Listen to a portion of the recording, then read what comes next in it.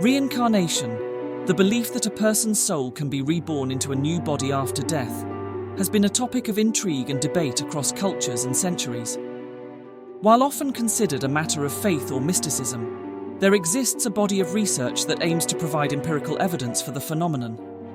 At the forefront of this was Dr. Ian Stevenson, a psychiatrist and former chair of the Department of Psychiatry at the University of Virginia School of Medicine. Stevenson dedicated decades of his life to investigating cases suggestive of reincarnation, particularly those involving children who claim to remember past lives. His meticulous approach and groundbreaking findings have challenged skeptics and intrigued believers, shedding new light on the age-old question of life after death.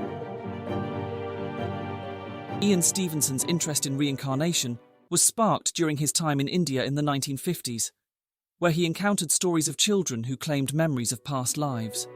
Upon returning to the United States, he began systematically investigating such cases, employing rigorous methods to collect and analyze data.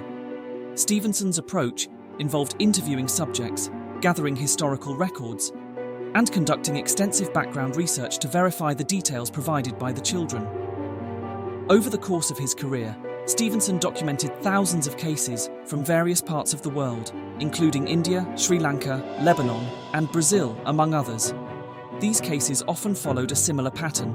A young child would spontaneously begin recounting detailed memories of a life they purportedly lived before their current incarnation. These memories often included specific details about their previous identity, family, residence, and events leading up to their death. One of Stevenson's most famous cases is that of Shanti Devi, an Indian girl who claimed to remember being a woman named Devi, who had died 11 days after giving birth. Shanti provided numerous accurate details about Lugdi's life, which Stevenson was able to corroborate through extensive investigations.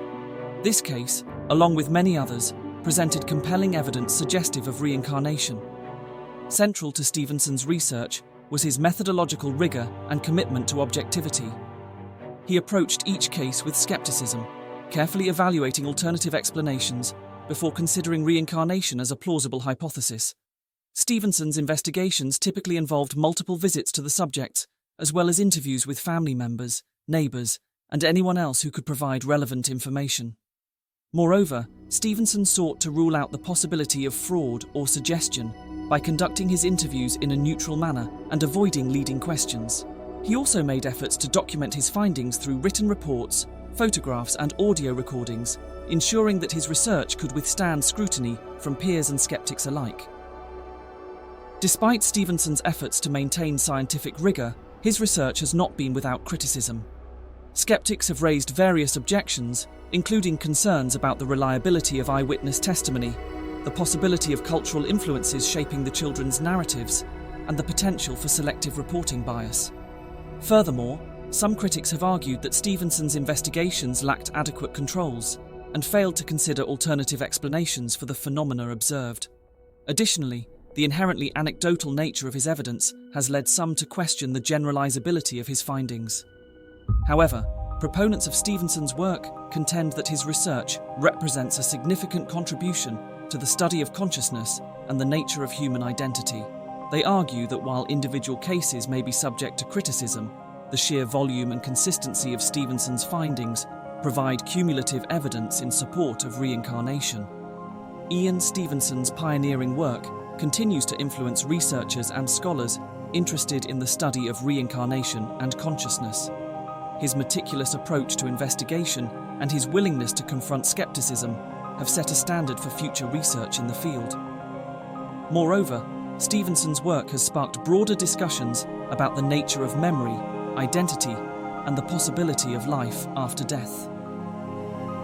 While his findings remain controversial, they have challenged conventional scientific paradigms and encouraged a more open-minded approach to exploring phenomena that defy easy explanation. Ian Stevenson's research provides compelling evidence suggestive of reincarnation, particularly in cases involving children who claim to remember past lives. Through his meticulous investigations and methodological rigor, Stevenson documented thousands of cases from around the world, challenging skeptics and intriguing believers. While his work has faced criticism, Stevenson's contributions to the study of consciousness and the nature of human identity cannot be overstated. By approaching the topic of reincarnation with scientific rigor and objectivity, he paved the way for future research and opened new avenues for exploration into the mysteries of life and death. Whether one believes in reincarnation or not, the legacy of Ian Stevenson serves as a reminder of the boundless curiosity and intellectual courage that drive scientific inquiry.